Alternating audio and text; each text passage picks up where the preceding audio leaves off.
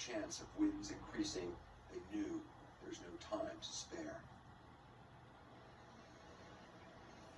And that's just one spot where we at. As I said, there are 5,300 or so firefighters just in the Pacific Palisades area working to try to find these hot spots. And again, the concern, the wind tomorrow. Once you meet Kenny Kane, Kenny, your house was just over there. Yeah, about 2 miles from here. You have a gym in Santa Monica. Your house was destroyed. How is your family doing? Family's doing okay at this point. I mean, the first inventory that you take is everybody safe? It was pretty scary the day of, but once we all got together, that's the first thing that you just... Your kids were in school when this happened, right? Kids were in school. My wife got several calls, and I was working pretty far from here, and she went to go get them, picked them up in the auditorium where the kids were screaming, and she could see the fire visibly moving towards Marquez Elementary, where kids go to school. Got in the car, started driving, and got stuck in basically a traffic jam with just... As so many people did. So many people were trying to get out. And I think the spook was in her after seeing the fire move towards the school. And she started seeing the fires jumping from tree to tree, house to house, as they were stuck in the traffic jam. So she pulled the car over and got the kids out, and they ran 1.5 miles back to our house. They ran back to the house, and then... And then I was coming back, and one of my coaches at the gym picked my wife, the boys, and our 8-month-old daughter up and got them to safety. I know you went back, got some things from the house. You also scared off some people who were trying to loot. So I rendezvoused with them, and then we realized there were still some things that were missing. And so my buddy and I decided to go back into the neighborhood. And as we were driving in, we just noticed, a couple of looters at one house. And we drove past that. Then we got onto my block. And as we drove in, we noticed that a couple guys were taping a Ring doorbell across the street. And so we got out and we, pretty forcefully got them out of there. And I went into the house. And it was, at that point, it was 4:30 p.m.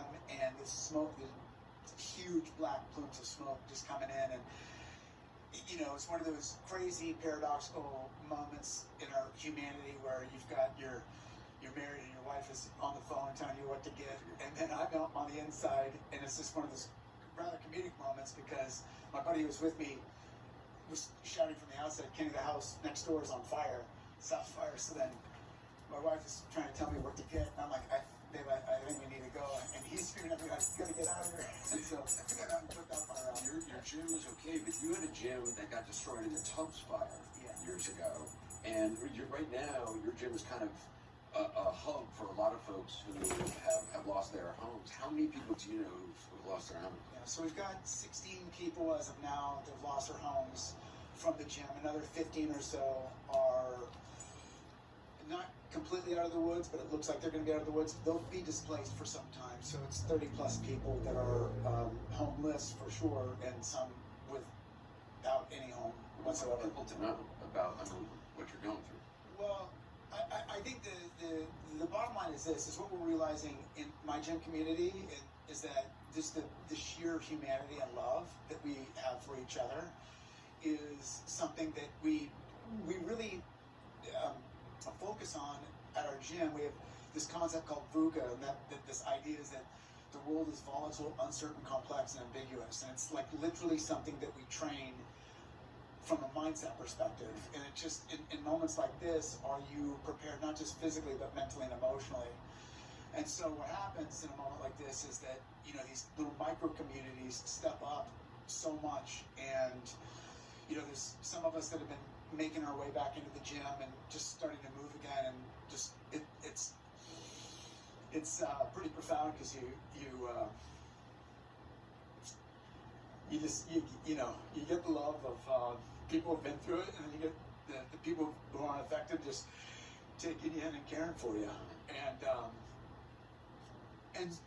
that's this whole thing to me, that like what I want people to know is that there's just so much beauty in the caretaking of human beings. And there's these micro elements of the thugs thugs that were trying to loot our neighborhood or whatever, and so there's this coexistent thing that's in all of our humanity. There's so much goodness and just a touch of badness. But what I'd like everybody to know is that there is so much goodness in all this, and despite the devastation, there's a lot of love. You said no, but there's a GoFundMe you set up, sorry. Yeah, there's GoFundMe. There's two, one for the members of our gym, and then one for my wife and I. How do you fund that? I actually don't know the one for the they're set up by other people. So We'll try to put it on the screen. yeah. What's the name of the gym? The name of the gym is Oak Park, Los Angeles. I wish you the best. I'm so sorry for Thank you, Anderson. I really appreciate it. Thank you for your time. Yeah.